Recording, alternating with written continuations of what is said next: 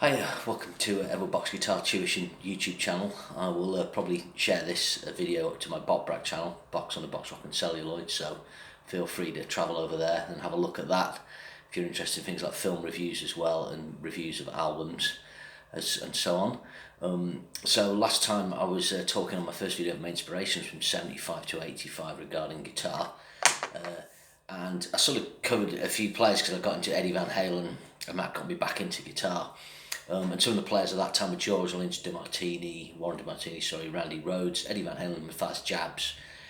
I'd seen a video of J.K. Lee playing live and Richie Sambora that really inspired me, and of course people like Kake Dan and Glenn Tipton and Judas Priest, who are still my favourite band. So another guitarist who I got into towards the end of this year as well was Gary Moore. So Gary Moore, around this time, had his Out in the Field single out and his Run for Cover album, and that's got great guitar playing on it. He's got great chops, amazing tone vibrato, and he's always been a player who I've kind of dialed into. My brother had the Victims of the Future album as well. So that was like another player coming into my orbit. Again, I'd heard him back in 1980. He did a solo called White Knuckles for the G-Force album. I've probably heard some other stuff, but I never had a closer listen. Then 86, there was kind of started to be a flood of more guitarists, but there's three that stand out there. In the summer of 86, I got into Steve Vai because he played on Daly Roth's Eat and Smile album. Still his greatest performance for me. He quickly became one of my favourite players. I was very inspired by his use of the whammy bar, but also his style with two-handed tapping was very, very influential for me. I would say at one point Steve Vai was probably my favourite guitar player, even supplanting George Lynch. That's not the case now, but we'll look at that. But at that time, through the Eat and Smile album and then the Skyscraper album, which came out in 1988, he was a very, very important player to me, right the way through to 1990 and beyond. Then I got into Tony McAlpine, who's the first shrapnel shredder I heard. I was listening to the Friday Rock Show, which was a really popular radio programme over here, by a guy called Tommy Vance, and he played this instrumental guitar music. I just couldn't believe it. And he said, that if you're wondering why that's so awesome kind of thing, he said that's back to Tony McAlpine off his album Edge of Insanity. And that's the first time I heard what was to be called neoclassical fusion. And I'd heard a bit of Yngwie Malmsteen, but I hadn't, again, quite got to grips with it. A few weeks after having this McAlpine moment, and I bought the album, a friend of mine got Yngwie Malmsteen's Trilogy album. I came into school one day, he put the first track on his cassette player, and he just blew my mind. He's playing so passionate. Again, from that point, he just became a really important player in my life, one of my massive inspirations, and I bought all his albums prior to that and ones that were to come out. So it's McAlpine, Van Malmsteen, three massive players of the late 80s. Then going into 87, there was more shrapnel shred. Vinnie Moore I got into. So again in the neoclassical fusion genre. So you had Malmsteen, McAlpine and Vinnie Moore. There were other neoclassical shredders, but those were the three sort of core guys. I also checked out Paul Gilbert around this time as well. And then around that time as well, early 87, I had a brief period where I was in Akira Takasaki. And he's still a player I really admire. He's Japan's premier guitar hero who played for a band called Loudness. They made an album called Lightning Strikes. So the way I came across that, actually, I was watching an air guitar contest on TV. And the guy was miming to a Loudness solo from a track called 1000 Eyes, I think. Great solo. So Akira, really quirky player, quick use of the whammy bar, so Eddie Van Halen style tapping, fast legato and alternate pick runs. He got some sort of criticism from some quarters for being a bit of a clone, but I don't think he was. He had his own take. He also had one of the best rhythm guitar tones and best rhythm guitar techniques of any player. He was right up there. And he's a player I still enjoy listening to. I just forgot to mention briefly back in 85 as well, I got turned on to Brad Gillis and Jeff Watson, the Night Ranger. I got one of their albums, so they've been two players I really enjoyed listening to. yeah, we're in 87, aren't we? Takasaki, the other guitarist I discovered in the summer of 87 was Ronnie Latekra of TNT, and he's always been one of my favourite players. Great rhythm player, great songwriter. But he did quirky solos that only lasted 15, 20 seconds. He was like Van Halen in that way. I was watching an interesting feature on Van Halen yesterday, and they pointed out that guy, you know, he got his business over in a short amount of time and let the song breathe. Where Ronnie Latekra is different, he did quirky solos, but he put in little orchestrations like Brian May, so he was really good. His superb couple of albums, Intuition, Telling Her Tales and Intuition by TNT, and the first early album, Nights of New Thunder. So that was a big inspiration for me. And my brother got the album Pride by White Lion as well in 87, and Vito Bratta was another player who I enjoyed. Very Van Halen-esque, but at that time you did get players who kind of sounded a bit like other players, but they had their own quirks.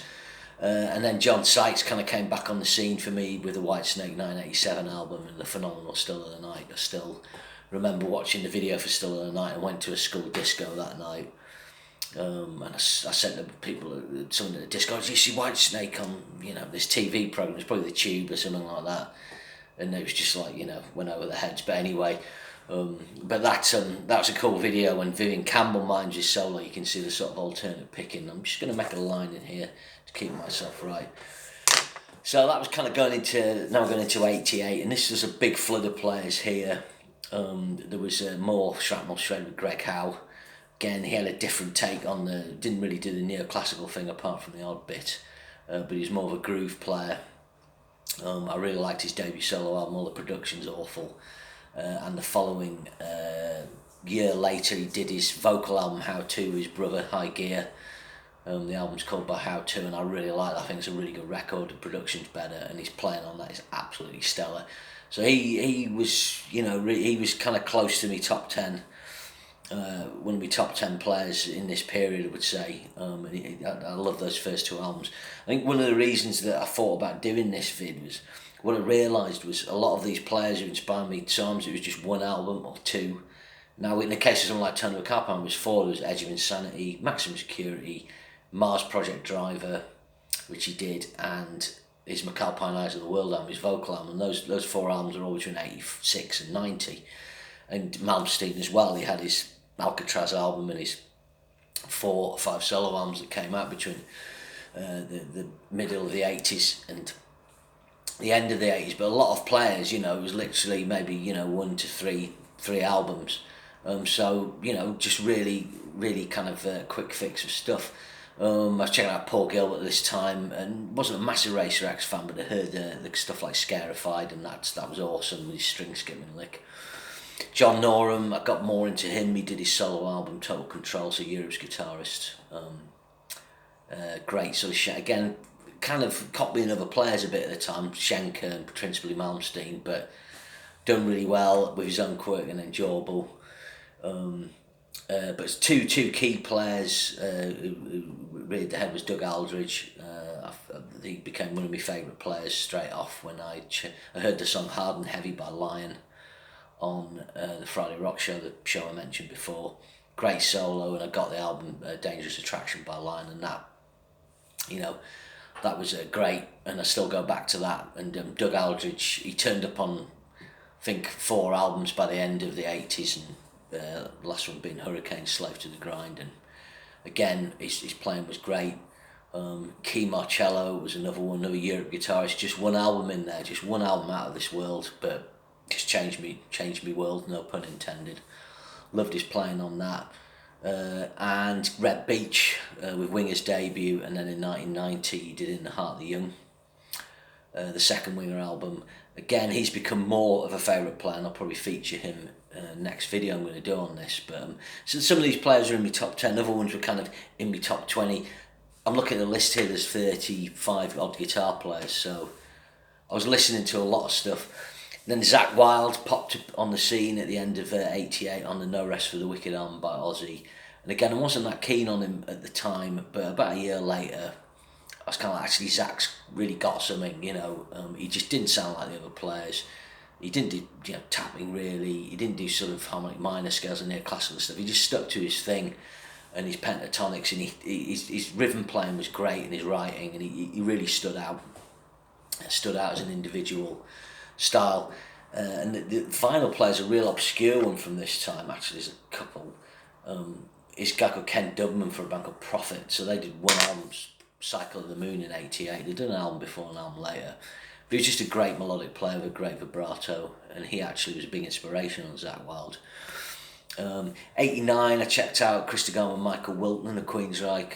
Not amazing lead players, but very melodic, but amazing writers, incredible chord voicings, use of clean sounds, use of split guitar parts. Chris DeGarmo is probably one of my biggest inspirations as a writer.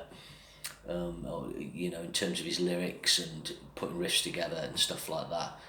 And then there was like a Tony Ray or Tony Bruno Ray of Soraya. Again, nothing flash, just a really melodic player.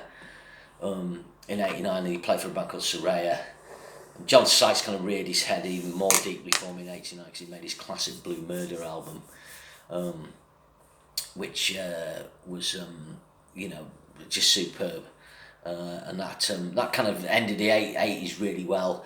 Once you went into 1990, there was less of this. A couple albums stand out. Michael E. Firkin's debut album, his debut album for Shrapnel Records. Amazing, country style rock guitar arpeggios, but using his whammy bar to simulate slide. I never heard that done before. And that was the last classic Shrapnel album. After that, I think Joe Tafola did one, and there was some other albums.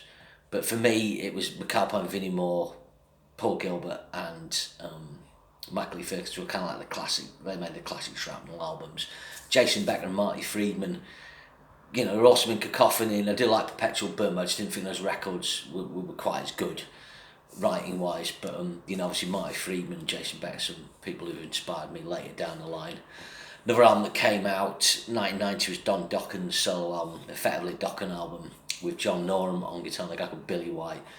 It's the only thing I've heard Billy White do, only found out recently, he does most of the solos, probably about 60-70%, Norum does the other ones. But the guitar playing's awesome, like every solo's brilliant. They did brilliant harmonies, the trade-off excellent. What a great record, really inspiring to me. Great solos. So that's kind of covering that 85, 86, 87, 88, 89, 90. When I look at it, that list of players, it just brings back fond memories for me of guitar magazines and getting them every month, Guitar World, Guitar Player, Guitarist, and finding out who the hot players. And I've just remembered I've missed someone. So Joe Satriani was on the front cover of Guitar World back in '89. I think it's a blue cover, and that was the first time I heard about Nuno Betancourt. So he had a feature for Extreme's debut album. And after a bit of time, I got it from a shop in Newcastle, a shop called Windows. And this album I still really enjoy. I got really into Nuno. I was really into Pornography for a time, but I kind of went off Extreme fairly early on into their success. I don't know why. I kind of obsessed about them for a bit, but a phenomenal player for a period. Nuno going into the 1990s, he was the premier guitar hero. He was up there with Vi and Satch, yeah. So that was big. And then after 1990, 91, I stopped getting guitar mags and music started to change. And then the Guitar Hero thing just kind of died off. Virally Sex Religion in 93 didn't do that great. But there's a few, 3 players who do stand out from that time. Is Zakk did No More Tears in 91 by Ozzy, and he kind of carried on into the 90s. Became aware of Dimebag Darrell back on this track Psycho Holiday, and the Cowboys from Hell by Pantera, and then by 92 and 94 they'd done the full display of Pound Far Beyond Driven album, and we used to check those out and listen to his playing, and we were well into that. And also Marty Friedman joined Megadeth, and then the Rust in Peace album I had the good fortune to hear the Tornado of Souls solo. I was playing in a band called Accelerator, and briefly we had a guy called Paul Trotter in the band who played for a band called Holosade before that and does now. He was a big Megadeth fan, Friedman fan, and he played me that track and solo, and I was like, Jesus Christ, that's the best thing that Marty do. And Marty Friedman's actually a player I've gone back to and kind of checked out more, and I love his little quirky bends, and that's inspired more of my metal link solo since then, and Jason Becker as well. But yeah, so Marty Friedman was one of the guitarists, one of the few shredders to kind of carry into the 90s, Rust in Peace, the Countdown to Extinction album, Euthanasia, and Cryptic Writings. He was still in there pitching. Obviously Zach carried on. Satriani did a good album in 92 with The Extremist. Vi did a cool thing in 95, Alien Love Sequence, you know. The other player that really said was John Petrucci in 92. I'd heard him the year before 91, actually pulled Trotter again on the When Dreaming Day Unite album, but you know, he's playing with him as in Words of Stella and the Awake album from 94, so that's sort of carrying it on. So if I was picking my top 10 players in this period, you know, my number one would always be George Lynch. The only times he was supplanted as number one was maybe a brief period of Steve Vai, maybe Malmsteen at their peak.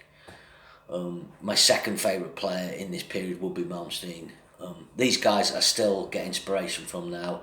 I still go back and listen to Malmsteen stuff and Lynch stuff. I don't listen to much new stuff. I do check out George Lynch's new releases. I'm going to pick Steve Vai number 3. You know, these days I just don't really listen to it as much, but in that period, Whammy Bars Tapping, Other Little Things, it was key, and then Satriani close behind, Joe Satriani. I haven't really talked about Satch much, but when I heard Surfing with the Alien and Not of This Earth, you know, he didn't always have the chops of some of these other players, but he had melody and songwriting skills and great vibrato and quirkiness, and he was brilliant. Doug Aldridge, again, he made those 2 albums with Lion, he made the Hurricane album, he made, also did an album with a band called House of Lords, and I carried on getting his stuff into the 90s. He was in a band called Bad Moon Rising, Burning Rain, that's going into 2000s, but I checked out all that stuff. So Lynch, Malmsteen, Vai, Satriani and Doug Aldridge. So Eddie Van Halen would have put number 6 in this time. You know, Eddie Van Halen, I've got the Van Halen albums, all the way, Van Hagar albums all the way through this period. He never went out of my top 10. He'd been the first guy to turn me on to it. Loved it. I'd say 7 Warren DeMartini of Rat. I mentioned him briefly in the previous vid, and DeMartini did Reach for the Sky album in 88, which has some great solos on it to go with the 3 he'd done before that. Number 8, I'd say Ronnie the Tech Crow. He was you know, a great TNT player, did 3 stellar albums. And there's Key Marcello with his soul album with Europe Out This World coming at number 9, amazing. Then it's a kind of toss-up at number 10 between Tony McAlpine and Greg Howe, but I'm going to go for Tony McAlpine simply for the reason he made 4 albums, and there's still albums I go back to. I go back to the Greg Howe ones as well. And you know, that was the kind of core 10, but all the other players I mentioned, they were all kind of coming into me listening for the 2 or 3 months, you know, period. Well, what's great now is I can go back to these and just really enjoy them. I think, you know, some players had more albums I was into, like Vinnie Moore. I love Mind's Eye by Vinnie Moore. He's done some cool stuff with UFO. I've got other instrumental stuff by him, but it was only really that album I was fussed about. But then again, I've only got one Michael Lee Firkins album. I checked out the other ones, but sometimes all you need is just one album, you know. Some guys have 10 albums or more, like Michael Schenker. Other guys, you know, they just do 1 or 2 things like, actually, that's just awesome, yeah. So next video I'm going to do on this, I'll recap my top 10 then, but talk about my top 10 now, who the players I'm listening to now. And that brings me, actually I missed out someone from 89, it was Dan Huff. So Dan Huff played for a band called Giant. The sole release in that decade, I think it was 89, was the last of the Runaways album, maybe it was 1990. And he's a phenomenal player, phenomenal session player and writer. And that's another player I just missed off there. So, like I said, I must have covered about 35 players there, but it was a great time of being the guitar, and hopefully this would inspire people to check out and have a listen to some of these albums and players. Cheers.